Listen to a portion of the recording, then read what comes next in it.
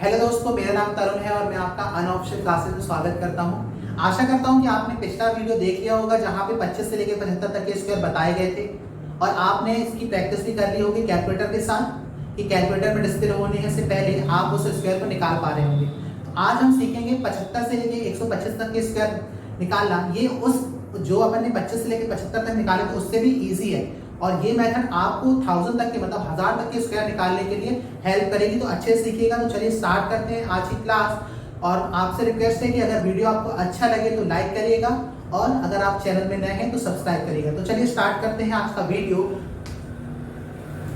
75 से लेके 125 तक के स्क्वायर हम कैसे निकालेंगे ये देखिएगा।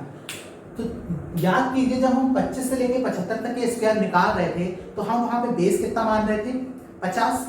लेकिन जब हम 75 से लेके 125 मतलब इनके बीच जो भी नंबर का हम स्क्वायर निकालेंगे तो हम यहाँ पे बेस कितना मानेंगे 100। ये समझ में आ गया। तो चलिए हम स्क्वायर निकालते हैं सबसे पहले 99 का। अगर हम 99 का स्क्वायर निकालना चाहते हैं तो 99 का स्क्वायर कैसे निकलेगा।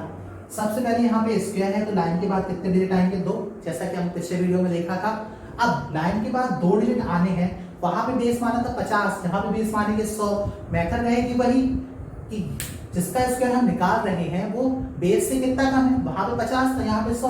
तो 99 100 से कितना कम है, 1 कम है। 1 का स्क्वायर कितना होता है 1। और मैंने आपको बताया था कि यहाँ पे दूसरा डिजिट हम फिल करेंगे। तो दूसरा डिजिट फिल करने के लिए हमारे पास कोई डिजिट नहीं तो हम किससे फिल करते हैं 0 से। तो कितना आ गया 0 और 1, मतलब 99 का जो भी स्क्वायर होगा वो क्या होगा 0 और 1। ये समझ आ गया। अब वहां पे हम क्या करते थे, जब 25 से लेकर 75 तक के स्क्वायर निकालते थे बेस मानते थे 25, लेकिन यहाँ पे बेस नहीं होगा, मतलब यहाँ पे बेस कोई बेस नहीं होगा। यहाँ पे क्या होगा, कैसे हम निकालेंगे, तो ध्यान से सुनिएगा मेरी बात। जितना जितना ये 100 से कम होता है, जिसका हम स्क्वायर निकाल रहे हैं, जितना ये 100 से कम होता है उतना ही वो खुद से भी कम होगा। तो 100 से कितना कम है 1 कम है, तो खुद से भी कितना कम होगा 1 कम होगा। तो यहाँ पे जो स्क्वायर आएगा मतलब जो नंबर आएगा कितना आएगा 98। मतलब 99 का स्क्वायर कितना होता है 9801। नहीं समझ में आया। चलिए अगला अपन निकाल के देखते हैं, आपको समझ में आ जाएगा। 96 का स्क्वायर। अब 96 का स्क्वायर निकालना है तो फिर से लाइन के बाद 2 डिजिट आएंगे। अब लाइन के बाद 2 डिजिट आएंगे तो हम क्या देखेंगे कि नंबर जो है वो 75 और 125 के बीच का है। तो जो नंबर हमका स्क्वायर हम निकाल रहे हैं वो 100 से कितना कम है। तो 100 से कितना कम है 4 कम है, और 100 से 4 कम है तो 4 का स्क्वायर कितना होता है 16। मतलब लास्ट के 2 डिजिट क्या आ गए 1 और 6। अब इसके पहले का डिजिट निकालने की क्या ट्रिक है, तो मैंने आपको क्या बताया था, जिसका हम स्क्वायर निकाल रहे हैं जितना वो 100 से कम होता है, जिसका हम स्क्वायर निकाल रहे हैं जितना वो 100 से कम होता है उतना ही वो खुद से भी कम होगा। तो 100 से कितना कम है 4 कम है, 100 से कितना कम है 4 कम है, तो खुद से भी कितना कम होगा 4 होगा। तो 96 से 4 कम करेंगे तो कितना आ जाएगा 9 और 2, मतलब 96 का जो स्क्वायर होगा तो कितना होगा 9216। एक और स्क्वायर निकाल के देख लेते हैं। हम स्क्वायर निकालते हैं यहाँ पे 91 का। अब 91 का हमें स्क्वायर निकालना है तो हमें पता है कि लाइन के बाद कितने डिजिट आएंगे 2, और लाइन के बाद 2 डिजिट आएंगे। तो हम देखेंगे कि ये 100 से कितना कम है। तो 100 से कितना कम है, तो 100 से कितना कम है 9 कम है, और 9 का स्क्वायर कितना होता है 81। मतलब यहाँ पे कितना आ गया 8 और 1। ये समझ में आ गया है। अब हमने क्या सीखा है 81 तो आ गया। अब यहाँ पे जो डिजिट आता है वो अपन कैसे निकालते हैं, जितना ये 100 से कम होता है, जितना ये 100 से कम होता है उतना वो खुद से भी कम होगा। तो 100 से कितना कम है 9, तो खुद से अपन उसको मतलब खुद से भी कितना कम होगा 9। मतलब 91 से अगर अपन 9 घटाएंगे तो कितना आ जाएगा 82 आ जाएगा। मतलब 91 का जो स्क्वायर होगा कितना होगा 8281। इतना ही होगा ना 81 और हाँ 8281। समझ में आ गया। तो चलिए इसको नोट डाउन कर लीजिए जब तक मैं इसको रफ कर देता हूं। हमने 100 से पहले तक के नंबर का स्क्वायर निकालना सीख लिया है। अब हम ऐसे डिजिट का नंबर निकालेंगे जिसके लास्ट में 2 नहीं 3 डिजिट आते हो। जैसे कि हम स्क्वायर अगर निकालना चाहें तो अगर हम स्क्वायर निकालते हैं 88 का, 88 का जब हम स्क्वायर निकालेंगे तो हम देखेंगे लाइन के बाद कितने डिजिट आएंगे, 2। ये आपको समझ में आ गया। अब मैंने क्या बताया था आपको कि जिसका भी हम स्क्वायर निकालते हैं तो हम ये देखते हैं कि वो 100 से कितना कम है, तो वो 100 से कितना कम है, 12 कम है। और 12 का स्क्वायर कितना होता है, 12 का स्क्वायर होता है 144। तो 4 यहाँ आ गया, 4 यहाँ आ गया, और 1 कैरी फॉरवर्ड जाएगा किसके लिए, जो यहाँ पे डिजिट आएगा। अब 1 यहाँ पे डिजिट जो आएगा वो अपन कैसे निकालते हैं, तो हम देखते हैं जितना ये 100 से कम होता है, जितना ये 100 से कम होता है उतना ही वो खुद से भी कम होगा। तो 100 से कम कितना है, 12, तो खुद से भी कितना कम होगा, 12। तो यहाँ पे जब हम 88 में 12 माइनस करेंगे तो कितना आ जाएगा, 76। तो आना चाहिए कितना, 76। लेकिन यहाँ पे क्या एक ऐड होगा, कहाँ का ऐड होगा कि 1 का, 144 का 1 ऐड होगा, तो 76 आना चाहिए था, तो लेकिन आएगा कितना, 77। मतलब 88 का स्क्वायर जो होगा वो कितना होगा, 7744। आपको समझ में आ गया। एक और स्क्वायर निकाल के देखिए। जैसे कि हम स्क्वायर निकालें सबसे मैक्सिमम 76 का। अगर हम 76 का स्क्वायर निकाल रहे हैं तो बताइए 100 से 76 कितना कम है, 24 कम है। तो 24 का स्क्वायर कितना होता है आप सबको पता होगा, 576। तो मैंने 6 लिख लिया, 6 लिख लिया, 7 लिख लिया, 5 क्या जाएगा कैरी फॉरवर्ड, तो 5 यहाँ पे क्या चला गया कैरी फॉरवर्ड, और मैंने 7 और 6 लिख लिया। ये समझ में आ गया आपको। अब मैं यहाँ पे ये देखूंगा कि 76 100 से कितना कम है, तो कितना कम है, 24 कम है। अगर 24 कम है तो मैंने क्या बताया था कि जब यहाँ पे डिजिट निकालते हैं तो हम कैसे निकालते हैं, जितना वो 100 से कम होता है उतना ही वो खुद से भी कम होगा। तो 100 से कितना कम है, 24। और अगर खुद से इसको खुद से भी कितना कम होगा, 24। 76 से अगर हम 24 माइनस करेंगे तो कितना आ जाएगा, 66।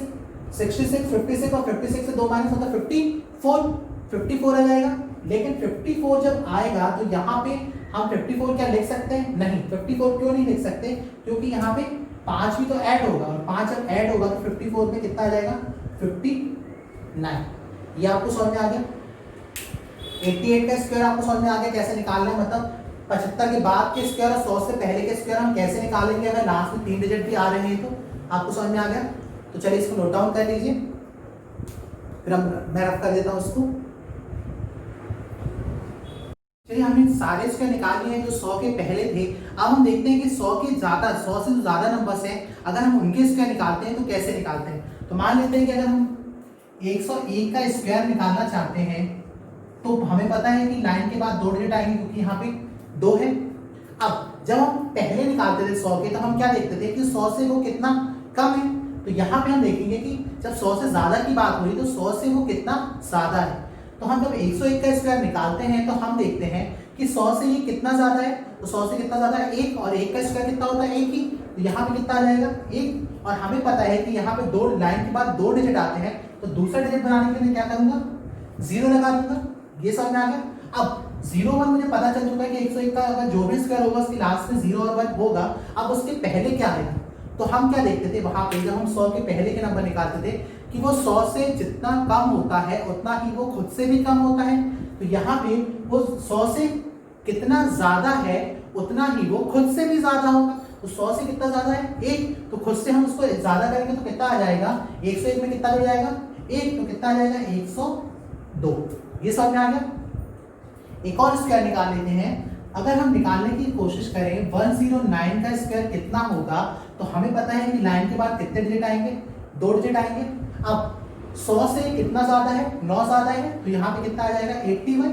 यहाँ पे डिजिट निकालने क्या करेंगे, जितना भी ये 100 से ज्यादा होता है उतना ही वो खुद से भी ज्यादा होगा। 100 से कितना ज्यादा है 9, और खुद से ज्यादा करेंगे तो कितना आएगा, 9 में 9 18, मतलब कितना आ जाएगा 118। मतलब 109 का जो स्क्वायर होगा तो कितना होगा 11881। ये आपको समझ में आ गया। तो चलिए नोट डाउन कर लीजिए इसको। अब हम ऐसा स्क्वायर निकालते हैं जहां पे जो लास्ट डिजिट है वहां पे 2 डिजिट नहीं, वहां पे 3 डिजिट आए। तो ऐसे कि हम देख लेते हैं यहाँ पे अगर हम निकालें 112 का स्क्वायर कितना होगा, तो 112 का स्क्वायर निकालने के हमें पता है कि लाइन के बाद कितने डिजिट आएंगे, 2 डिजिट आएंगे। क्यों, क्योंकि यहाँ पे 2 लिखा है। अब 100 से कितना ज्यादा है, तो कितना ज्यादा है, 12 ज्यादा है, और हमें पता है कि 12 का स्क्वायर कितना होता है 144। तो हमने यहाँ पे 4 लिख दिया, 4 लिख दिया, और 1 यहाँ पे क्या जाएगा, कैरी फॉरवर्ड।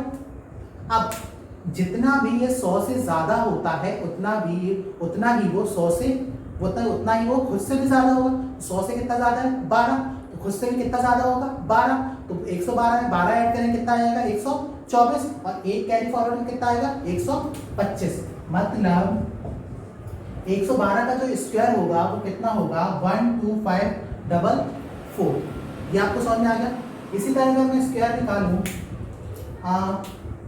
121 का, 121 का स्क्वायर कितना होगा, तो मुझे पता है कि फिर लाइन के बाद कितने डिजिट आएंगे, 2 डिजिट आएंगे, और 100 से कितना ज्यादा है 11, 100 से 21 ज्यादा है, और 21 का स्क्वायर कितना होता है 441।